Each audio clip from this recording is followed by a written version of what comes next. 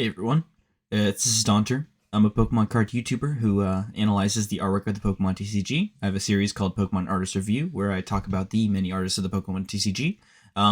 But in this video, I'm going to be ranking all of the alternate artwork cards from the set Mythical Island from Pokemon Pocket. Pokemon Pocket is a mobile game. It's not real. The cards are not physical, unfortunately. But these are going to be all the 1-star cards, the Rainbow 2 stars, and the Immersive card. So this is going to be a really short video since there's only so many cards to talk about. But yeah, let's just get into it. Might as well, right? Let's see here. All right, starting us off with our first card, we've got the Executor art rare, or 1-star, same thing. This card is awesome. It's by Gapow. Gapow is an artist in the Pokemon TCG who's kind of been working off and on. I feel like they're definitely more of a recent artist, but their cards are always really, really great. This card is no exception. You have all the Executors walking down in a line. They're all, pretty well personalized. Like, they all have their own expressions and stuff like that. And you have a Vileplume as well right here, which is a really cool detail. I really like that. And just like all the plants and stuff are all very nicely detailed with very different colors. They're just like nicely varied, I guess. That's one way to put it. I like I just like all the plants, and I like all the Executors. I think it's a nice looking card that really like illustrates the environment that they're in, I guess. So for the first card, I'm going to put it in A tier. I really like it. It's very nicely stylized. Next, we have the Superior. This is going to be by Rika. This card is like one of my favorites. I remember like when the set came out. This was always the one that I was like really, really drawn to. And I don't know, I like it a lot. I love the like kind of thin orangish almost outline that you see around the Pokemon. And you have these really, really nicely colored trees of just a very interesting looking color. They're kind of white with like little brown patches. And you have like these really intricate little details of the little flowers. Or not flowers. Well, no, there are flowers, but there's also like little leaves. I guess that's what I meant to say.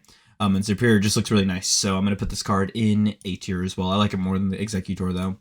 And then we have the Slandit by Nurikabe. This card is nice. It's probably my least favorite out of the 1-star cards, just because, like, I don't know, they're all really good in this set, but Slandit is just the one that stands out to me the least. I really like that they're, like, sunbathing, though, and the detail on the rock here is super, super nice. It's still not a bad illustration by any means. I like how there's a bunch of Slandits in the background as well, but I just think that there are ones in this set that are better, so I'm going to put it in C tier. Next, we've got the Vaporeon. This is by Aspara. I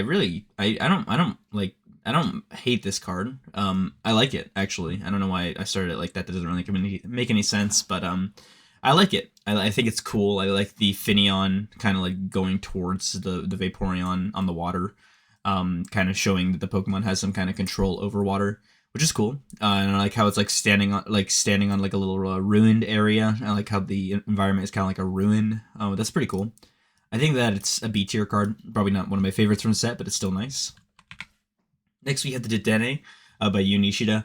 I really like this card. I think it was like when it was revealed, this was like my favorite one, just because it was like so nicely colored, nicely detailed.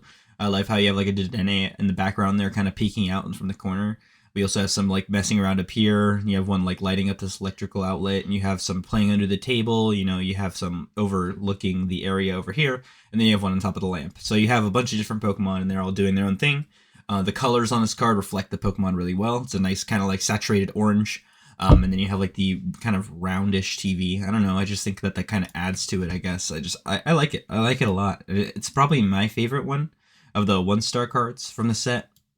I don't know why. I just really like the colors. Finally, we have the Mershadow. It's by Okacheke.